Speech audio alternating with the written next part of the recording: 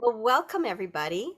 I'm glad to see that people have come and shown this interest, and I really excited for you to learn about how to be a leader and not a boss.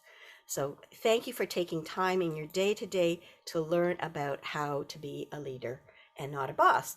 So we want to do get a sense of people's opinions, and we're going to call upon Mentimeter to get you to use it and share. So I'm going to ask Jenny to guide you through this process.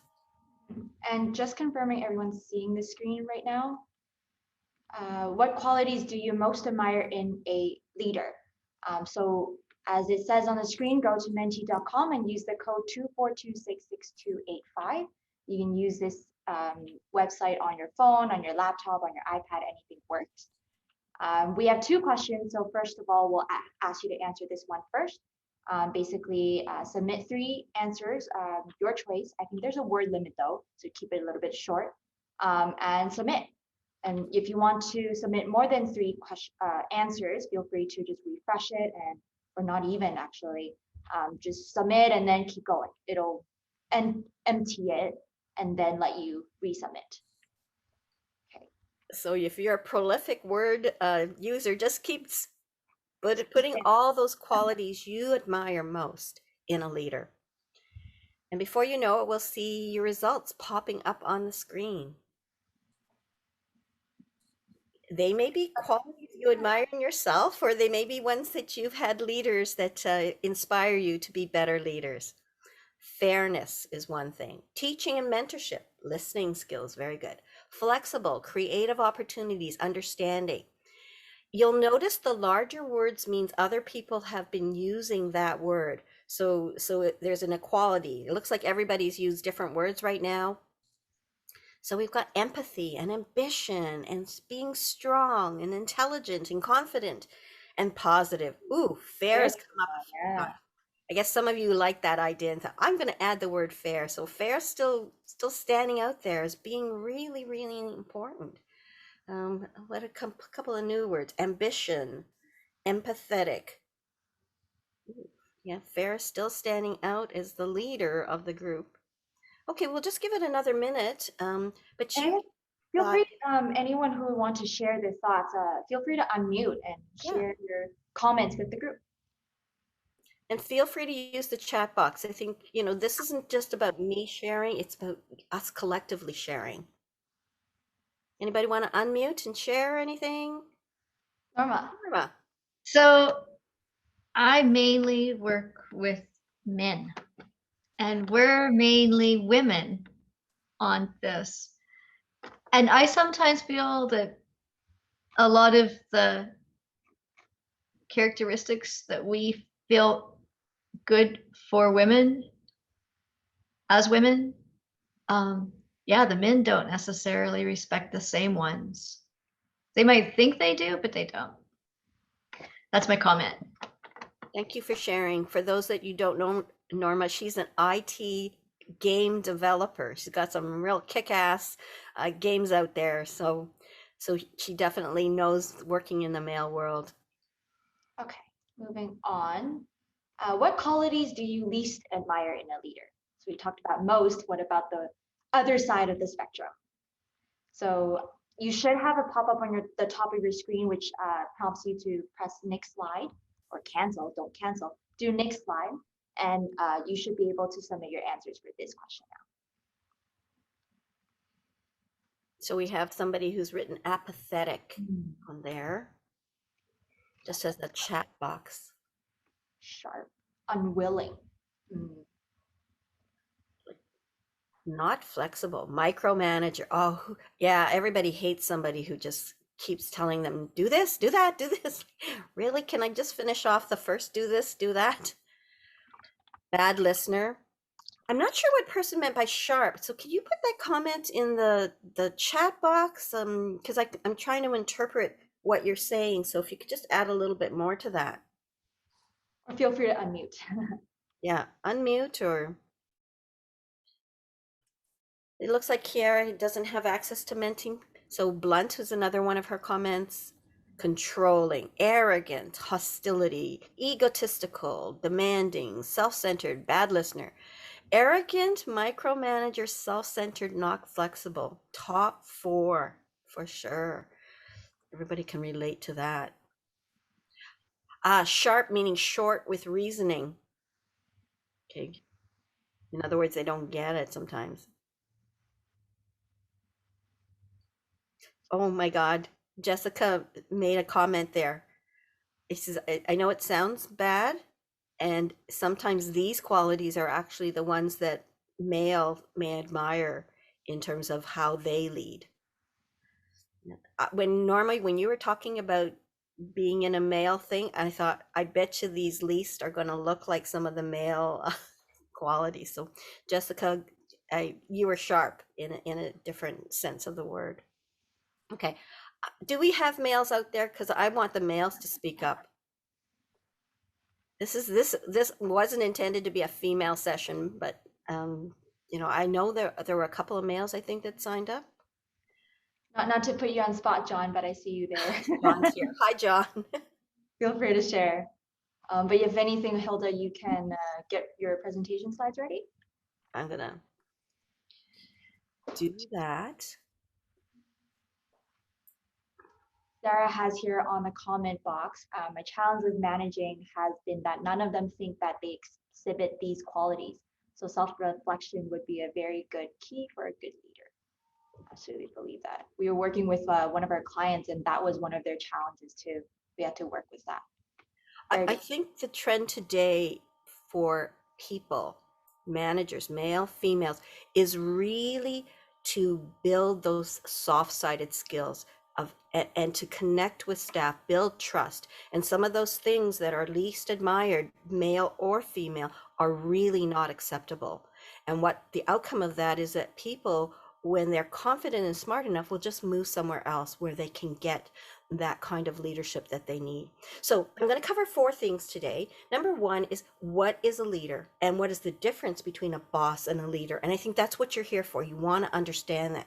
Taking it a little bit further, I want to talk about what are 5 skills, key skills that I'm going to share with you for you to be that kind of leader that you should be today.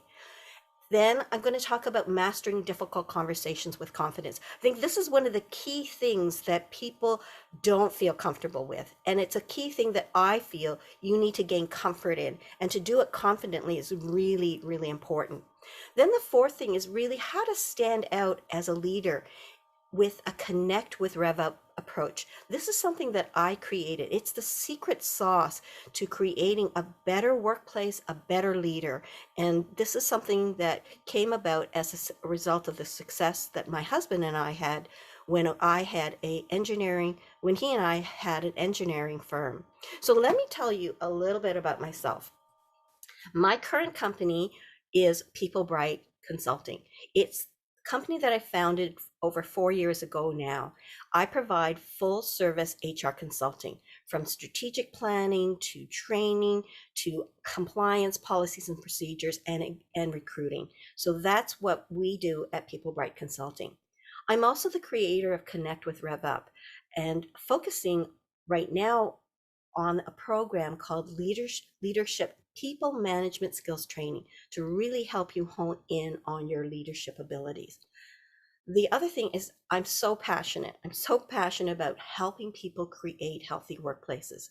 I mentioned that my husband and I co-founded an engineering company, and we held that company for 13 years and sold it successfully, and I stayed on for another 4 years after that. We became one of the top 10 best workplaces in Canada because we created a culture where people felt valued for what they did, and they were challenged in a very positive way to keep growing their profession.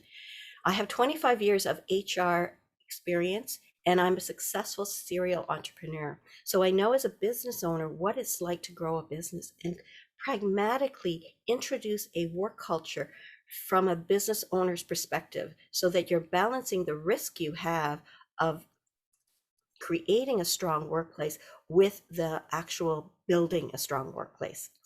I'm also the host of Rev Up Your Potential with Hilda Gan. It's a podcast that we started last August, and it's about stories of entrepreneurs, the ones next door, just like you and me, if you're an entrepreneur, and the successes and struggles along the way. For entrepreneurs who love learning through storytelling, these are very interesting people that I bring on to share their successes, because in learning about their successes and struggles, you find things that can help you build your own business.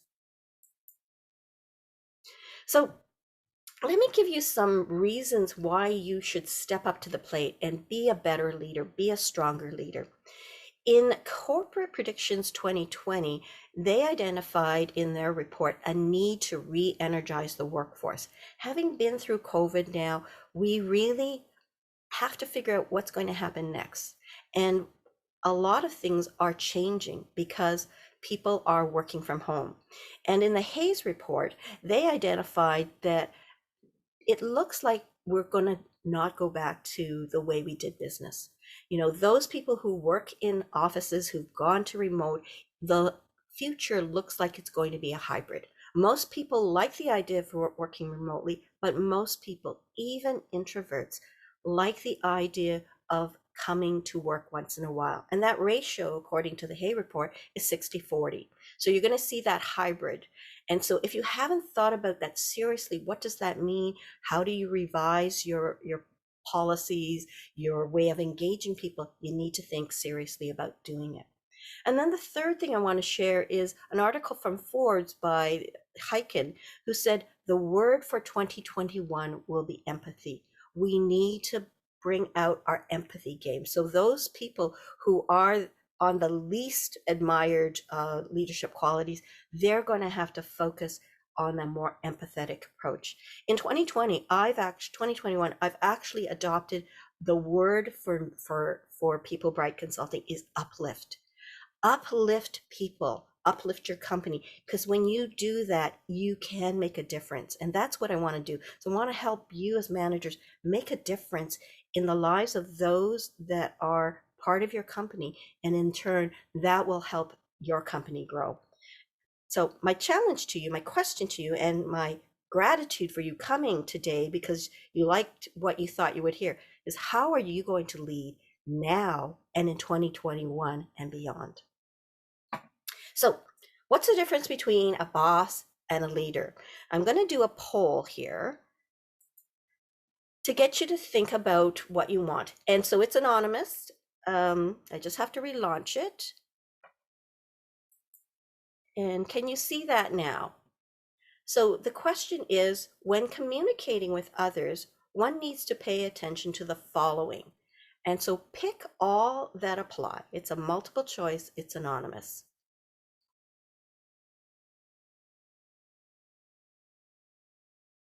Can everybody see that? Diane, can you tell me? Yep, I'm seeing results now. So about 40%, half of you have voted now, 50%. I'll just keep it running for a couple of more seconds, maybe 10 more seconds. Okay, I'm getting 8 out of 10. I'll just give it 9 out of 10. All right, I'm going to end the poll now. So 9 out of 10 of you voted, and this is the result. All 78% of you said all of the above. Somebody said it's a tone of voice. Another 11% nonverbal of cues and nodding of the head to say yes. So I did share those results. I'm sharing the results with you now. So that's what you guys thought. So to me, leading and managing are two different things. And yet as leaders, as managers, you do it both. And it's knowing when to do one or the other. So a manager really focuses on the day-to-day aspects. It's the, planning, the details, making sure whatever policies and protocols you have are being followed, making sure the work gets done, and giving directions, again, on a day-to-day basis. A leader looks at the more long-term strategic aspects. They're looking at the vision and strategy. What needs to happen post-COVID? What needs to happen for our business 5 years from now? What are my people going to look like? You're also there to inspire and influence the people that you're working with. You're there to be people focused, to really help motivate and energize your staff and raise the bar, raise the expectations, set those expectations, allow them to stretch and grow. So as a manager leader, you need to be a bit of both, and you need to know when to do one or the other.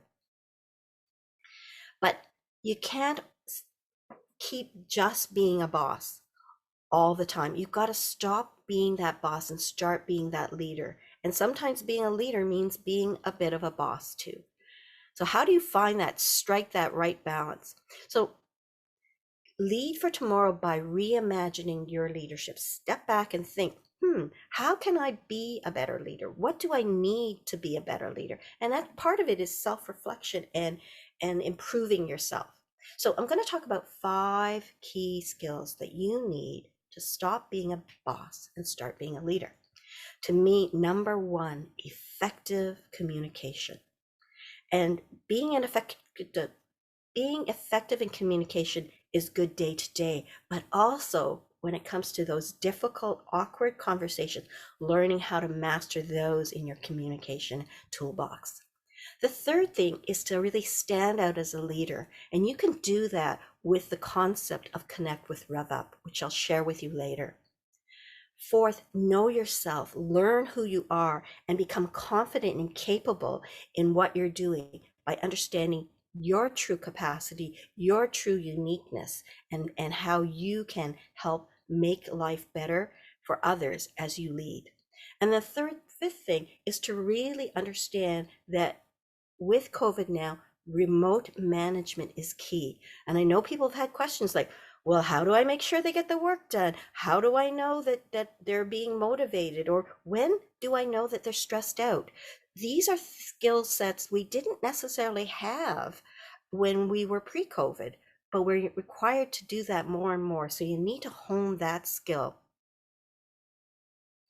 So let's talk about skill number 1, effective communication.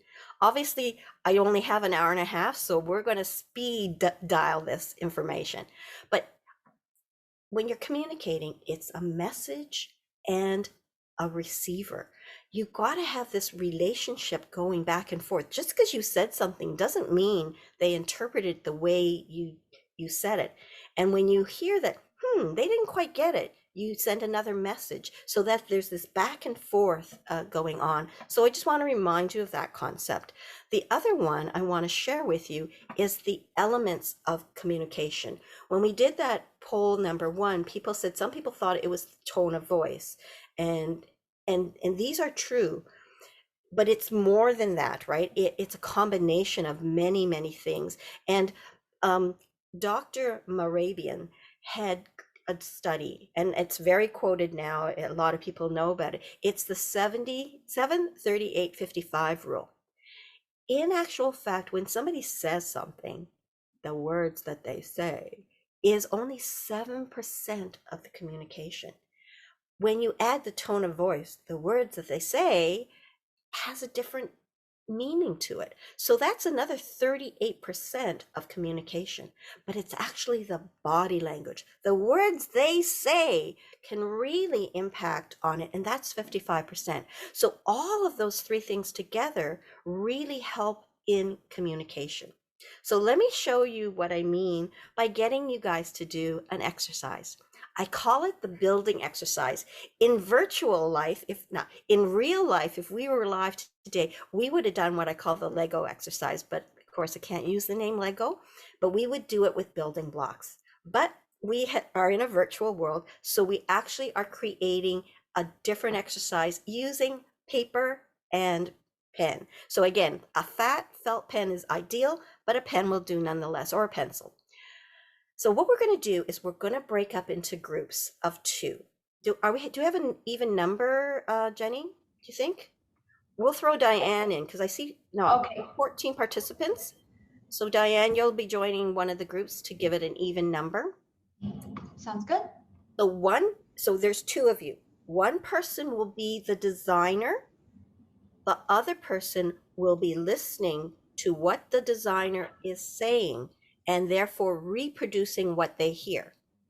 And at the end of the exercise, then you will show each other what you created. Obviously, if the messenger feedback receiver route was good, you'll have a replication. If not, there might be a few little glitches and you can have discussion. So here's the rules. You cannot show what you're doing until the very end. You can only speak and have no written or hand gestures like, now let's take that triangle. So none of that. It's just the words you say, okay? We're going to use 15 pieces, and I'm making it easy. It's 3 circles, 3 rectangles, 3 squares, 3 triangles, and 3 arches. You must use all 15 pieces. We're going to give you 8 minutes in total, and you remember to take 4 minutes to create and show each other, and then the remaining 4 minutes to share and discuss the results. Are there any questions right now? Jenny, will you be able to put in the chat box the 5 pieces that they're having, or should they be writing that now? Well, I just put the instructions in, Okay. so everyone should be able to see it when you're in there. Okay. Um, I've got I did 1:26 right see- now, so 8 minutes from now will be 1:34. We might just round it to 35 in case it's like 30 seconds into it, because Okay. Jenny still has to put you into your breakout rooms. So if I'm you ready. Anytime you're ready, Hilda. go ahead and start putting them in breakout rooms. Okay. Enjoy And the feel free to exercise. just let me or Hilda know if you have any questions, all right? Good luck. Pop in just to say hello, but we're not going to say anything. We'll just pop in and pop out. Okay, thank you. I'd like people to unmute and share what you thought of the exercise and how you guys did. So we're only going to spend 5 minutes on it, but I really want the larger group to kind of experience how different groups work. So Norma's laughing. This is going to be pretty embarrassing, I think. Yeah. No worries. We are happy to see all the marvelous paintings you guys created. Oh dear. Oh dear. So I guess Norma and Denise were in the same room. Do you want to share what you did and comment quickly? As I said, I'm only going to give 5 minutes, but I Not want really. people to get a flavor of what happened. Denise, Not really. Okay, you don't have to share. narrator. Denise was the narrator, and I was the artist. So do you want to show your picture first, Denise? No, that's fine. Who doesn't want to share? It's okay. So, oh, wait, we gotta go this way. So, what was funny was that's what I came up with. Do you see it, Denise? Yeah. Yeah. Yeah, we see it. Dare I ask how different it was? We had, she said, like what I got from it was, and I asked a lot of questions too, was one was draw a rectangle. So I drew a rectangle, and then it was put 3 arches on top of the rectangle. And a couple times she asked me, can I fit a ball underneath? And I'm like, no. And then later I thought, yeah, I can squeeze them in. So my balls are there. And then she said, square, I swear to God, more than once, square, rectangle, square, rectangle. And then later it became triangle. So I thought, I'll add it in anyway. So the triangles were the rectangles were, but it was much harder than I thought it would be. Like, I don't know what your vision was, but I found it a lot harder than I thought. And we were just using basic things. Like, I think most people know what a square, rectangle, and triangle is. And yet that seemingly simple language really got different perspectives in the head. It's not that it's wrong, but they were different. The outcome was not the same, right? Some other group, you want to come forward and share? I'll share if that's okay. Please do. I have an awesome partner, and she got everything perfect. The exact instructions that I gave, she drew it perfectly. So when she showed me the outcome, I said, yep, you got it. That was exactly what I had envisioned. Who is your Nice. partner, Diane? So what do you owe to the successes, the two of you? Well, we took our time. Sorry, my partner was Amy, and we took our time. So we didn't have time to reverse it. It was only me instructing and Amy drawing. So we didn't have the time for Amy to be the narrator and me the artist. So maybe that was part of the success, was because we really took our time. And then Amy stopped for clarification a few times, and we you know, we had some fun with it too. We were laughing, and so that made it fun too. Amy, quick comment on your part, and I'm going to ask one more group.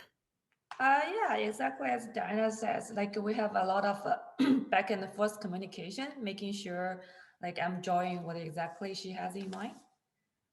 Good. And I think that's important. You had back and forth communication, and I presume there was some validation and saying, yeah, that's right, or no, you need to move that because that's not what I'm visualizing. Yeah, because there's one part I kind of struggling.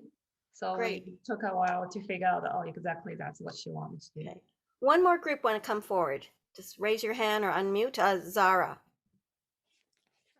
So this is the picture that Julie talked me through, and it looks Quite complex. Can you show it one more time? Because it looks Show you mine. quite interesting. so we got exactly the Wow. same thing. Oh, wow, very similar. Mhm. Yeah. Very so- inventive. Yeah, so like the first group mentioned, asking questions was a very important piece. I think part of it is also that, you know, when Julie was creating the drawing and she knew it was something that she would, you know, let's say you create something around a task that you know you're going to delegate it to someone. You think of it a little bit differently, how you create it rather than just something you're going to do yourself. You don't worry that much about it. So she was very organized about it that way.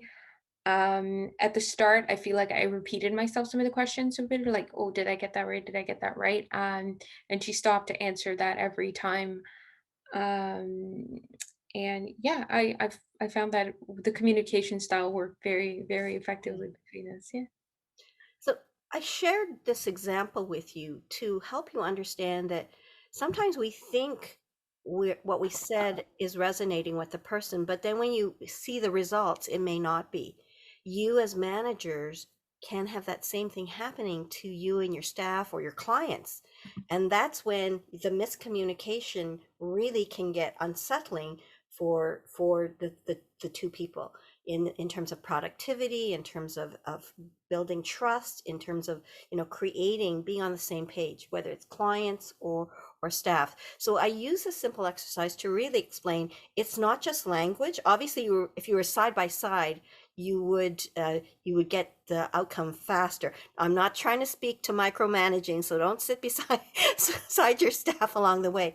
But what I'm trying to say is we need as many tools as possible. But even when we have the vocal tone and you know, all of the body language, you still can get it wrong. And I wanted to prove that point today. So that's my message for you, is think about communication. Think about how you can continue to improve communication with the people you connect with. I also think in our remote virtual world now, it's even more important to make sure your communication is effective, because yes, the body language, as we've seen earlier, 55% is gonna kind of cut off, right? So how do you actually guarantee your communication is effective, or at least that person understands you? So building, like making sure you work on your communication right now in this remote world is very important. Thanks, Jenny. So we're going to move on because I've got another exercise for you now shortly. So the second thing I said is, you know, you need to learn how to communicate effectively. And this exercise, I think, will help you think about learning, you know, listening skills, validation, and looking at product outcome and how you can tweak the communication more effectively. But I think the second part is the difficulty people have with conversations, particularly the ones that are awkward. And nowadays with COVID, there are so many awkward opportunities. Like if you're going to lay somebody off, if you're downsizing and you're terminating, if persons are coming to you and really mentally challenged because they're managing either in an isolated environment because they don't see anybody, they're single, or they see too many people and they're trying to juggle family life with schooling and job. So I'm going to start you again on another poll. And this poll is, with respect to difficult conversations, pick all that apply. Poll number 2. So with respect to difficult conversations, I'm going to launch it now. Pick all that apply. So go ahead and pick those all, and I will share the results. Can people see it on the screen, Diane? I don't see it. It like flashed up and then went away. Yeah, all I'm seeing is the results one, Hilda. Relaunch the poll then. It somehow disappeared. Can you see it now? Yes, I can see time going on. Thank you, both Dianes. I wasn't picking on you, Diane Obal. I was actually asking my Diane. Oh, that's okay. Sorry. I'm just no, but thank you for sharing. Thank you for sharing. I can only pick one. That's, I thought. Me too. Okay, well, just pick one then for now. That's too bad. I thought I'd set it up as multiple choice, but I must have not. But feel free to add in the chat what you think as well is a difficult conversation. So about almost 75 of you have responded. I'll just give it another 5 seconds, and then I will turn off the poll. Okay, I'm going to turn the poll off now, and I'm going to share these results. And I'm sorry that you weren't able to do more multiple choice. 30% of you said you're confident, and 30% said, I've been known not to speak when a fellow member doesn't pull their weight. Another set of you said, I tend to avoid the conversation and put it off, 20%. I lose sleep on what I will say or not say, and then I'm afraid how other people will react. So thank you for. On the comment section, we have Diane saying, I am quite confident in my approach, but I do worry about how the other person will react. And Kira noted that it is hardest for me when there's a conversation about personal hygiene. That's especially true in this COVID world again. Oh, I remember one of those. They sent it off to the office manager who had to talk to somebody. Oh yes, this was one. Okay, so why are difficult conversations so hard? We got you to give you your opinion polls, and meant to not. So today we have so many difficult conversations given COVID times. We are working remotely, and now we've got layoffs, terminations, people going off work, coming off work, people having stressful situations and sharing some of those personal concerns. Maybe somebody wants a salary increase during COVID and it's really tough. There's the harassment and bullying, diversity and inclusion, and performance issues. Many, many opportunities to have those difficult, awkward conversations. So I wanted to share with you a study that was done in Utah.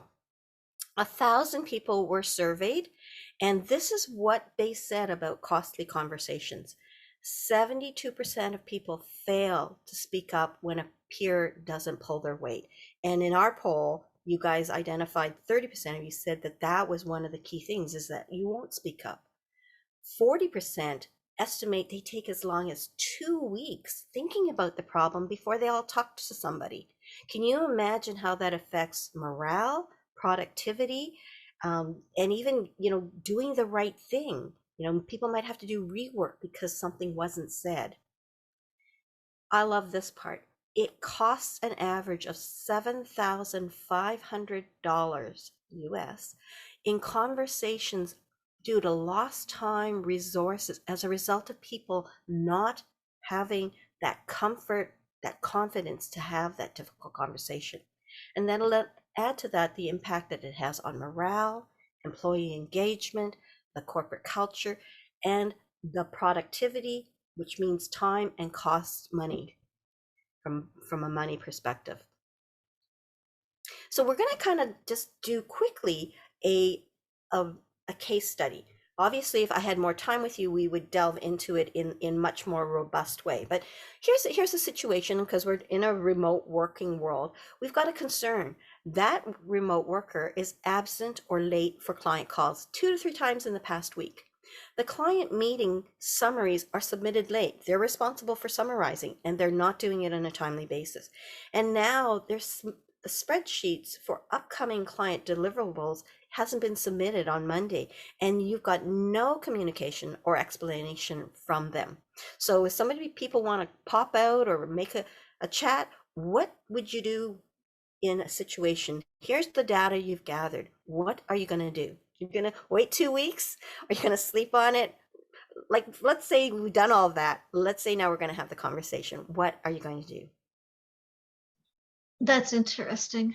Like, we don't have many clients per se, but in a sense, our team is our clients.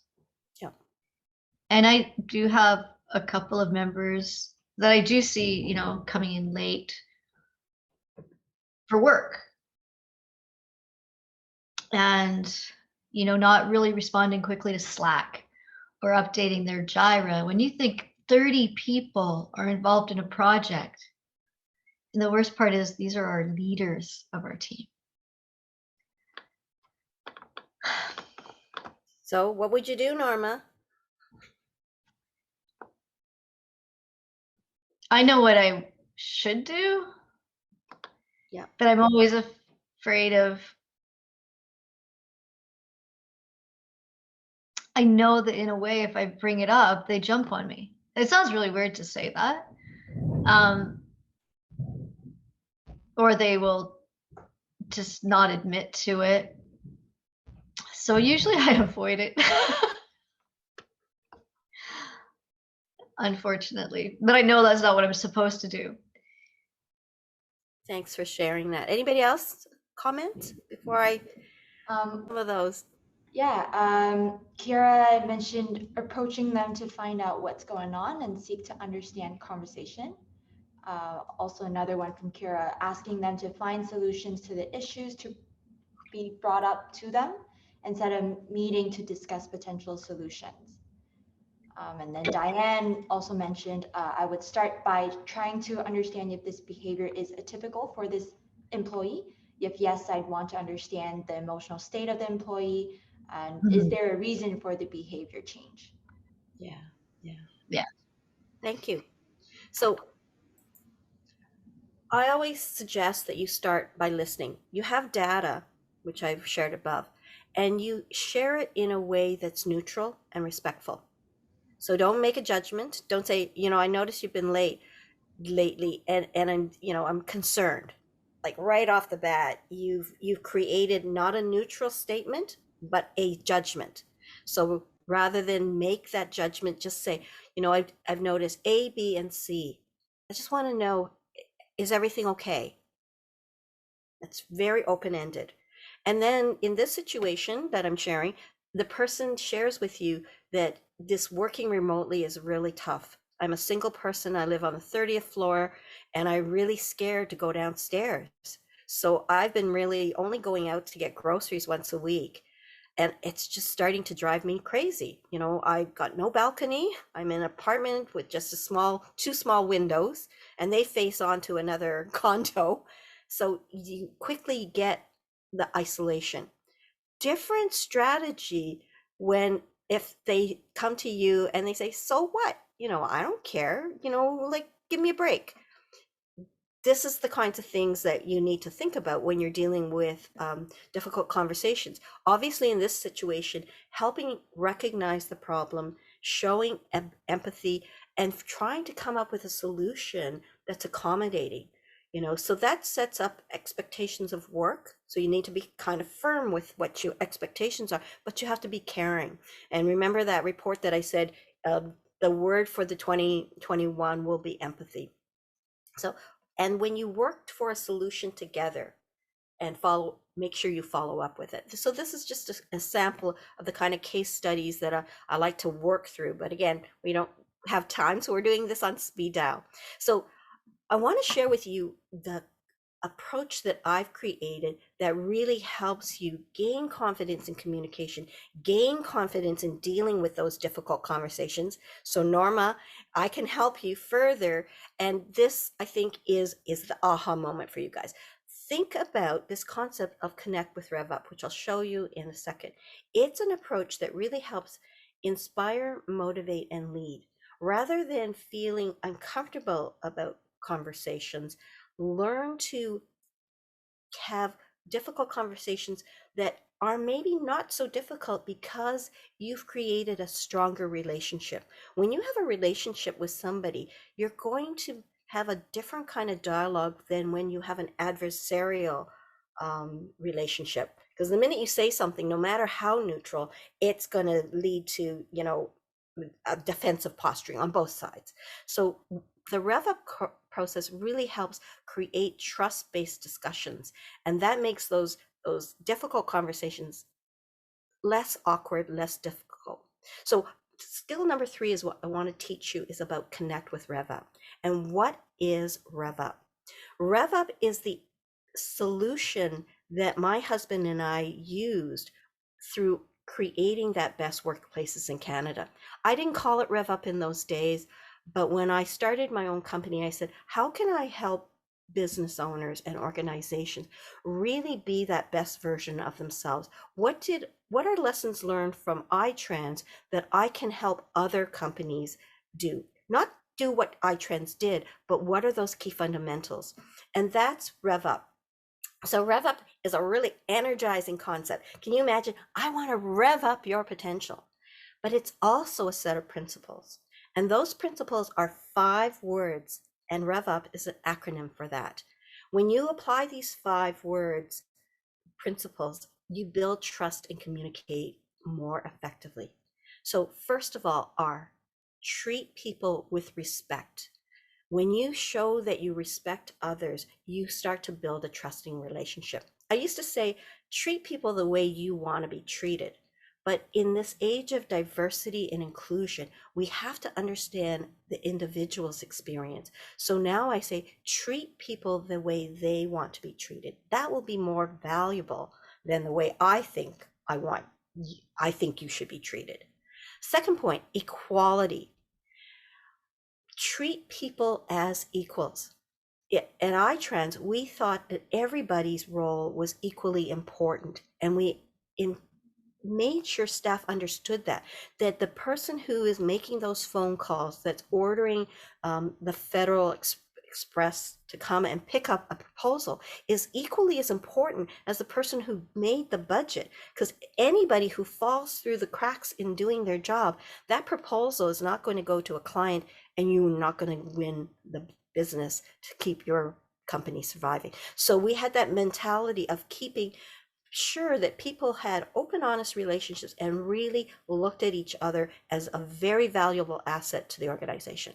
The third one is valued, and that's your recognition piece.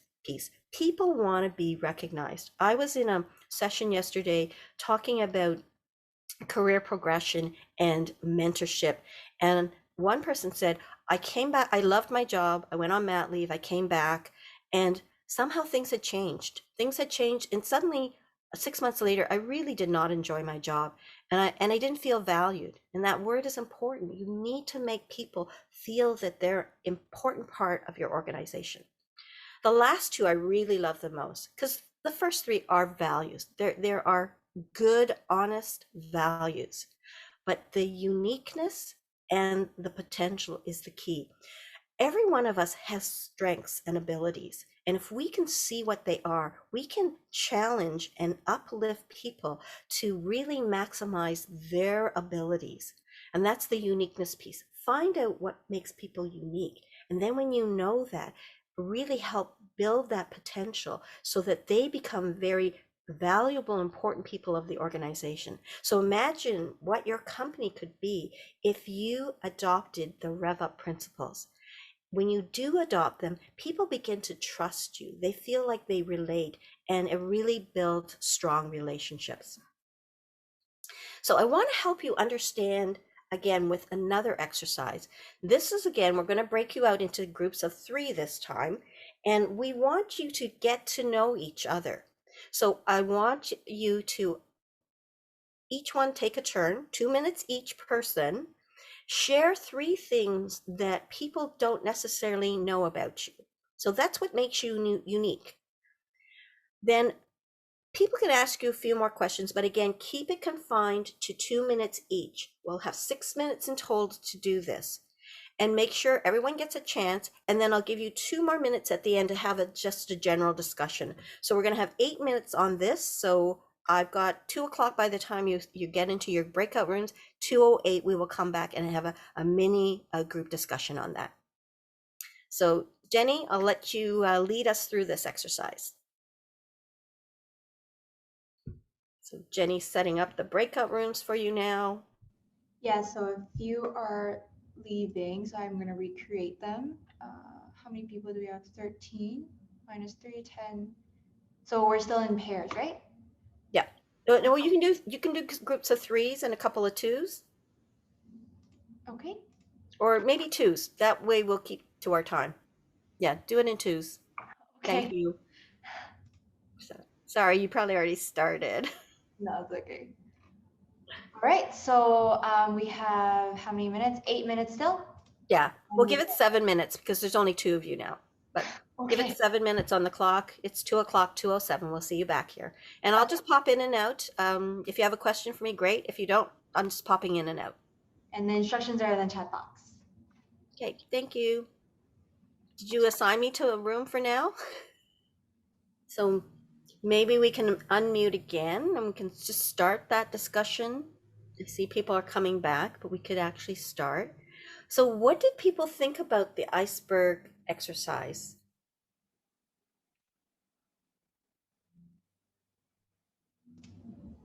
Denise, I see you have unmuted. Well, I still was unmuted from our call, but it was Taking interesting. advantage of that, sorry.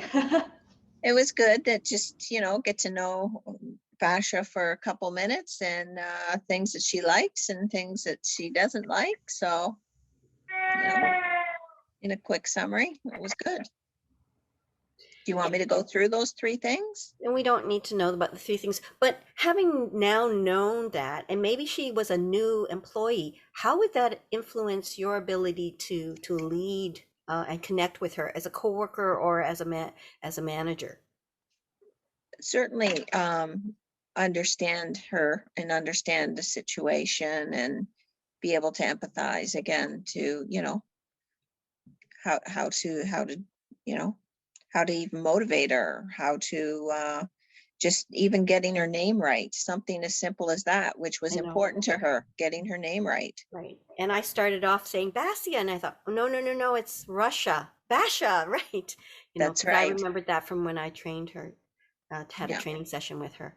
Right. Thank you for sharing that. You learned all of that in 2 minutes. And as a manager, you have more than 2 minutes to get to know your staff over the course of the year, 5 years, or whatever. Imagine all of that information when you have those little interactions add up to being more empathetic, more understanding, and creating dialogue that will create trust. Anybody else want to comment on the value of the iceberg exercise and how it has a role for you as a manager and as a leader and as a coworker? Anyone else want to come forward? I'll make a comment. What I think is so important about this, and when you've got the image of the iceberg there, is we don't know what's happening with people. We don't understand their motivations. We don't understand why they're doing, what their thought process is. So something that could be seen on the surface as poor behavior, for example, if we ask questions and we get to know the reasons behind the behavior, it it may make complete sense. And it may have a completely different outcome if we understand. Yep. Yeah, thank you. I One think last comment. I want to chime in there. Diane, you have a great point there. I think that kind of goes with in line with REVUP, that principle, right? Whereas respect, equality, and value, that's sort of in the surface of the iceberg. And then you can tap into like the deeper side of that, like in the water, right? Like uniqueness and potential. Before you can really kind of take advantage of the uniqueness and potential, you gotta first respect, first treat them with equals, and then actually value their hard work, right? And then you can like maximize that potential or maximize that uniqueness. Yeah, thank you. And I'll share with you an anecdote. When we were iTrans, we really strive to create those relationships. And imagine if you learn that much about somebody in 2 minutes over the course of their employment, just all that information that you can glean to understand what is below the iceberg and why they think what they think. So I'll give you this quick anecdote. We were downsizing during the 2009 recession, and we thought we might have to close our St. Catharines office. My husband and I actually drove there and we announced to the staff the situation. We were just making them aware of possibility. And then each one of us took a couple of the staff and we talked to them one-on-one. And I spoke to Ian. He had 2 10-month-old twins at that time. And I shared with him what I needed to share with him and to understand where that came from for him. So I said to Ian, when would you like me to talk to you as I know more? And he said to me, he said, Hilda, I trust you to know when the right time is. I know you have our best interest and you will tell us when we need to know. And I think that validated the kinds of things that we try to do to treat people with that REVUP approach. Because when somebody says they trust you, that's the best compliment for you as a leader, is that you've created that working relationship that, you know, will result in a positive work environment and all the benefits that I've already shared before. So to me, that is you know, it makes me as a manager feel very proud that we did that. So connecting with REVUP using that approach really will help you become a better leader and not just a boss in 2021. So I want to highlight some of the 5 skills that we talked about over the course of our time together. Effective communication, and the building block exercise gives you ideas of what you need to do to have effective communication. Talking about a case study that talked about how do you master difficult conversations so you become more confident, and then how do you stand out as a leader with connect with REVUP, and we did the iceberg exercise. So I want to ask you guys, what was it? What was the aha moment for you in these 3 areas where we did some interaction? What have you learned, and what will you think about applying? So again, I want us to spend maybe 5 minutes, maybe 3 minutes, because we're getting tight on time now. A couple of people come forward and share some of those, the impact that the session and these exercises has had for you so far. I think I really like the iceberg exercise. As you mentioned a couple of times, it's only 2 minutes and we know a lot about that person. Like if you're working with somebody, all the time accumulated. Yeah, we should be able to know more about that person. But Yeah. a lot of time we spend time talking about the work, but not that person. Yeah. Thank you. One more comment, and I'll keep moving forward.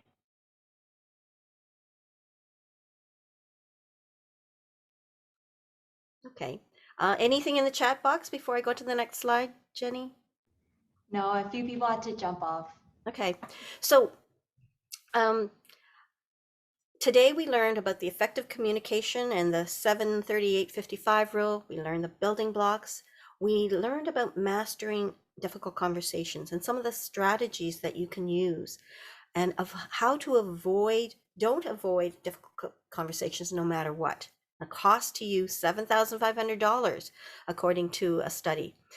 Shared with you how to stand out as a leader using a connect with REVUP approach, and how taking time, as Amy said, really helps you learn more about staff. I want to share with you an idea too, is how do you build confidence and capability? And I want to share with you the idea of Fascination Advantage. It's a tool similar to DISC and other Myers-Briggs, those kinds of tools, strength finders. But I love what Fascination does. It gives you a 16-page report that looks at how other people see you. The other studies really look at how you look at the world. This one is how the world looks at you. And imagine if you could validate how people perceive you and how much more confident you would be in how you approach the world. And we talked about remote management and how you need to figure out how you can be a more effective leader during these times as we become more and more reliant on being working and managing, leading in a remote situation. So, when do you become a boss and when do you become a leader? And that's a delicate balance. And so I want to ask you if you have any questions. I do want to share a solution for you. And if you stay to the end of the presentation, which we will end at 2:30, I will have a gift for people who are part of the session today. Any questions before I go on and give you my suggested solution to how you can be a better leader, how you can be a REVUP leader? I think it's important to understand about the changes that the workplace is going through, and understand that we need to be resilient and adaptable with the changes that are happening. For example, we've never heard the word compassion as much as we have in the last year. Yeah. And I think compassion would not have been considered a high valued leadership trait to the same extent that it is now. Yes, for sure, Diane. Thank you for sharing that. And I think the reason why it is because we've had a very stressful event, COVID-19. But it wasn't just one small event that lasted a week. It has sustained itself now into 15 or 20 months, depending what part of the world you are in, and it's global.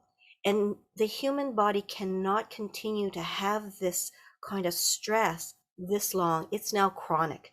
And that's why stepping up as a leader and being compassionate is a good word now and is a necessary word. So thank you, Diane, for sharing that.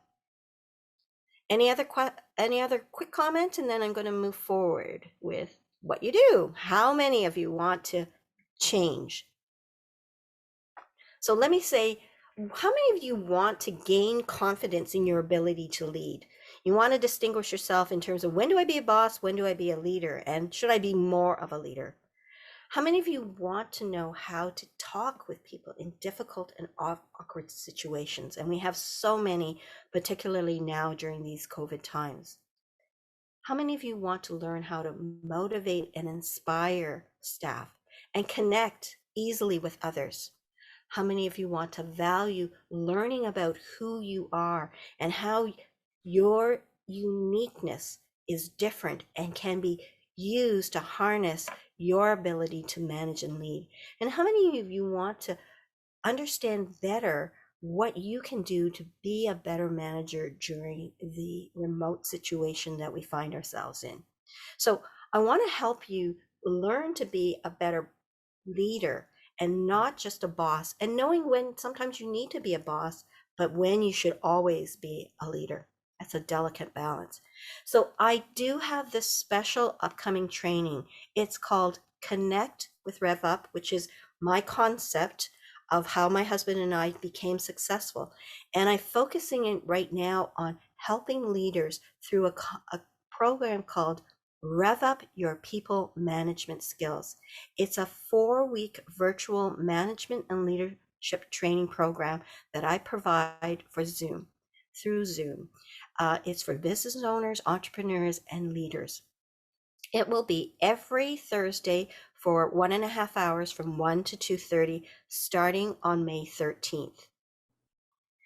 And we designed this because we started off with the ideas of, oh, we should have sessions on helping people deal with difficult conversations. And I realized when we started doing that and thinking we were going to have a workshop just on case studies and how to deal with difficult conversations, is I was just giving you a Band-Aid and ripping off the Band-Aid. I was not getting at the core of the problem. So that's when we came up with the 4-week leadership program. The first week helps you identify the REVUP principles and how you can apply them, and more importantly, who you are and how you can discover your confident self. The second week is focusing on the REVUP side of communications and treating people with respect, equality, and valuing them. The third week is where we up your game and we really focus on uniqueness and potential and how you value that in your people, how you can uplift people using uniqueness and fascination and tapping into that potential. Then the fourth week, we pull it all together and we talk about case studies and how to approach from a framework difficult conversations. And we do 4 case studies to really help do that. I think I've given you a share of kind of the collaborative approach I do, the exercises, because doing exercises, interacting, really makes things stick and go home. I talked about the Fascination Advantage tool, and it is a 5 to 10 minute questions that you ask, and then it identifies how you come across with your confident self. We all speak, and in the speak, there are languages that are stronger than others. There's the language of compassion, people skills, passion. The language of trust are people that are trying to build loyalty and stability. The language of mystique is the language where I call them the voice in the room. They listen and they synthesize information and they share that, and they're really useful in helping the voice of the room move forward with collaborative discussions. The prestige voice is the people who really speak the language of excellence. They're always trying to improve something. The power people are the decisive people that help you actions move. The alert people are the people that pay attention to detail. You got a project that you want to roll out, you need to make sure an alert person is there. They make it happen. Jenny's my alert person. She makes things happen. Then the innovation people are the people outside the box. We can all speak these 7 languages, but there are 2 primarily that we speak. And this particular graph shows you when you have certain languages, the matrix model, there are adjectives. So for example, the person who is the mastermind, their power and they're also mystique, and they are methodical, intense, and self-reliant. So what you get from the program is 4 90-minute online sessions as a group, learning from each other and really understanding the concepts that we go through in the program. I follow that with 2 45-minute one-on-one coaching sessions. The first one is after you do your Fascination Advantage, and we talk about how you are unique and how you can show your confident self. And this Fascination Advantage tool, I love it because it really speaks English. I understand it, and it focuses on what you do well in a very positive language. And I just love what it does. The third thing is that Fascination Advantage tool.